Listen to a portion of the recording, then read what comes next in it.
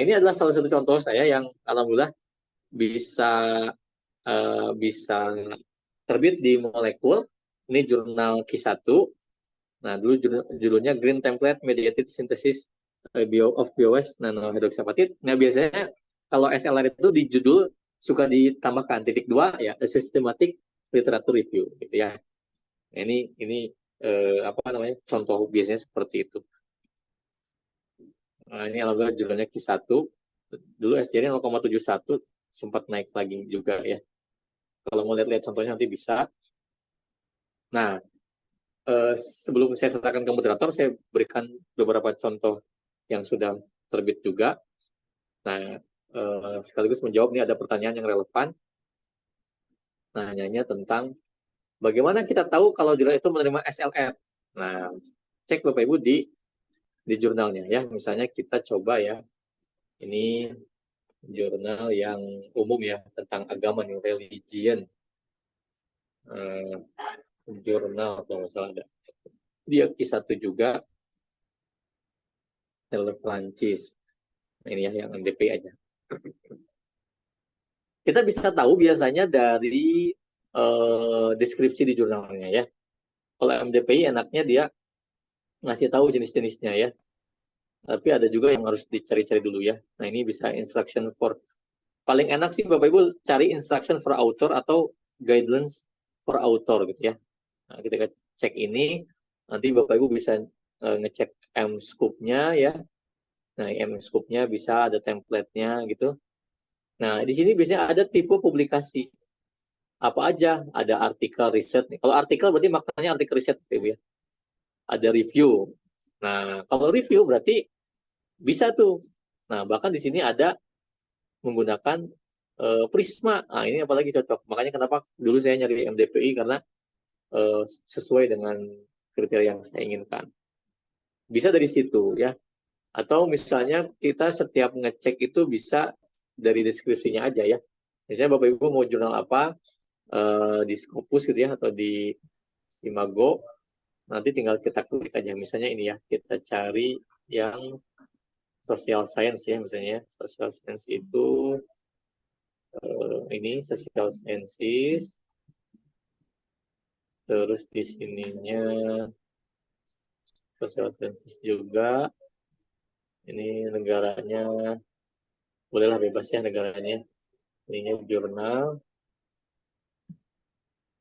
Terus ini 2023 ya, benar ya.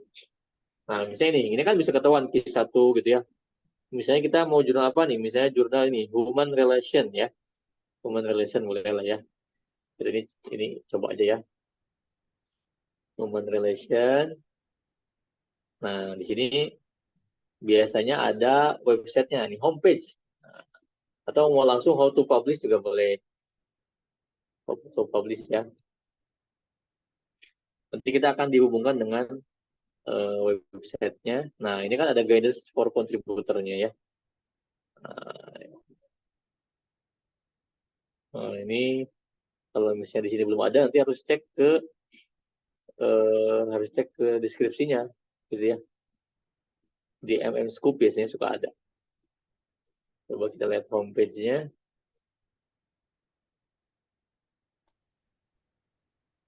Nah, step all.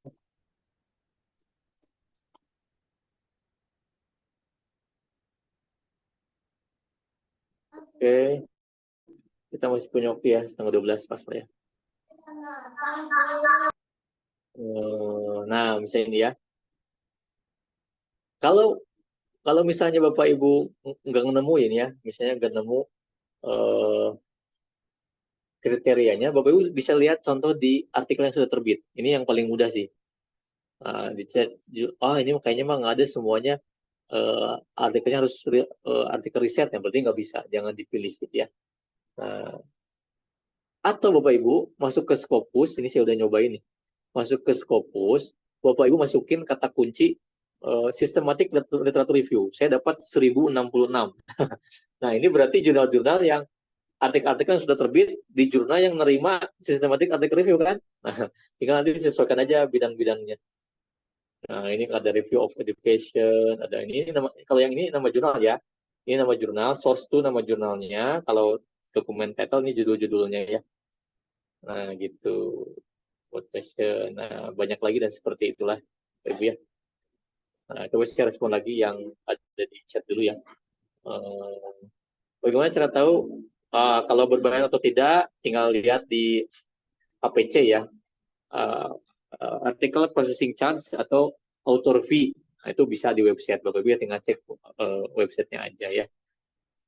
Karena ya jurnal bagus itu ada yang gratis, ada juga yang bayarnya murah, ada juga yang mahal. Jadi jangan juga langsung wah ini predator, belum tentu juga ya. Kadang jurnal yang mahal juga itu berkualitas bagus ya. Tapi ada juga yang gratis juga bagus juga. Jadi sebenarnya harga mah relatif lah. Kita tergantung kita punyanya gimana. Kalau ada kontribusi dari kampus atau ada yang bayarin, kolaborasi mungkin bisa udunan. Tapi kalau nggak punya dana ya cari yang gratisan juga bisa. Apakah SLR boleh satu penulis? Boleh ya. SLR boleh satu penulis. Tapi tadi yang saya bilang sekarang itu zamannya kolaboratif bukan kompetitif. Jadi saran saya mending bareng-bareng aja ya, biar nanti saling mengisi. Apakah biayanya besar? Tadi relatif biaya itu. Bagi praktisi, apakah manfaat dari penerbitan jurnal? Sebenarnya kalau bagi praktisi, mungkin lebih kepada diseminasi hasil penelitian ya. Kebermanfaatan kita bisa dibaca orang, bisa jadikan rujukan, bisa jadi inspirasi. Tapi kalau bagi dosen, bagi mahasiswa itu lebih praktis lagi, apakah untuk kenaikan pangkat, untuk syarat kelulusan, itu kan lebih praktis ya kalau untuk di dunia akademik ya. Ya kalau di praktisi kayaknya lebih kepada kontribusi itu ya, kontribusi terhadap hal-hal yang bersifat pengembangan ya, jadi rujukan, jadi inspirasi, mungkin lebih ke arah situnya ya. Itu terus yang lainnya saya kira nanti bisa kita bahas di ruang diskusi kalau masih ada waktu. Saya akan serahkan dulu ke ke moderator. Tapi sebelum itu ini ya saya contohkan, saya perhatikan lagi beberapa contoh yang sudah terbit. Ini kalau di Scopus ya. Kalau yang sudah terbit ini misalnya contoh, nah ini pasti rata-rata menggunakan systematic literature review, nah gitu. Nah ini contoh. Itu kan ini sama tuh pakai Prisma kan, gitu. Jadi ternyata kan biasanya nyambung dengan pertanyaan yang tadi ya, apakah ada aplikasi? Sebenarnya kalau yang lazim itu pakai bibliometrik, itu menggunakan ada Force Viewer ya, dan juga apa tuh namanya NVivo, nah itu bisa digunakan. Nah tapi SLR ini menariknya dia sangat praktis, maksudnya praktis itu lebih manual tapi nggak ribet pakai aplikasi-aplikasi lain, tinggal searching aja gitu, dimasuk-masukin metadatanya. Nah ini terus contoh ini yang di Elsevier ya. Nah ini lebih, kalau ini dia yang contoh yang bukan sistematik ya, jadi dia lebih panjang ya, nah ada prismanya ya. Nah, tadi saya cari tuh biar nunjukin apa bedanya yang sistematik dengan yang bukan. Nah ini berarti yang bukan tuh yang seperti ini. Terus kita lihat lagi. Nah ini juga systematic review research tentang artificial intelligence dari tahun 2017 sampai 2022. Nah terakhir saya ingin tunjukkan mahasiswa saya itu juga saya pernah suruh dan alhamdulillah jadi. Nah ini mahasiswa pasca ya. Proses pembelajaran IPA berbasis IoT dalam minuman beralkohol berhubungan dengan literasi halal. Systematic review. Nah, jadi ini artikelnya. Nah kita lihat ya coba prismanya. Nah ini prismanya nih. Prismanya dia nyarinya dari Eric ya. Dengan kata kuncinya apa nanti ya, di sini di atas kita dengar. Nih dia pakai kata kunci menarik, bisa tahu nggak? Tadi kita gedein dikit ya. Mesti ngegedein teh. Aduh ini Grammarly-nya nggak halangin.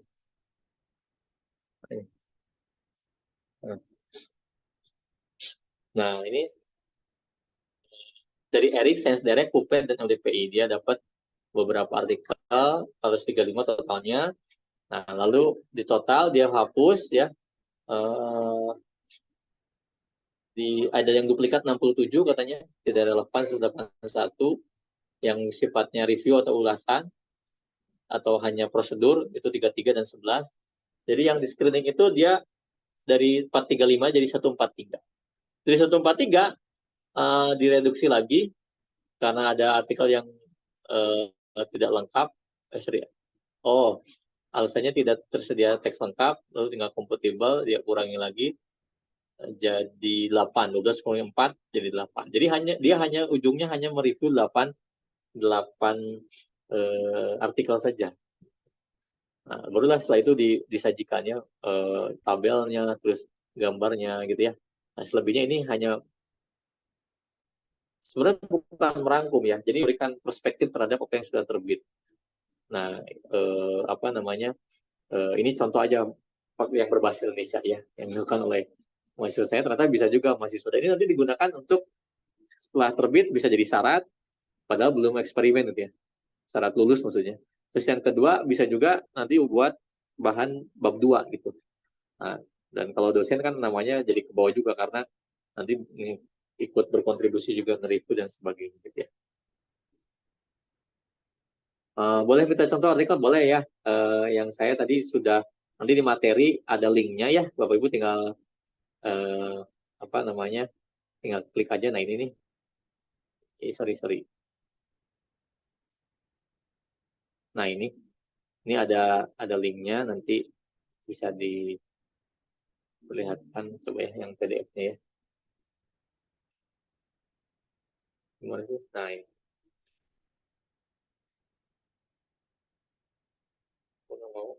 Oh ke sini, dia ke download langsung. Boleh kok, ini bisa diakses bebas ya.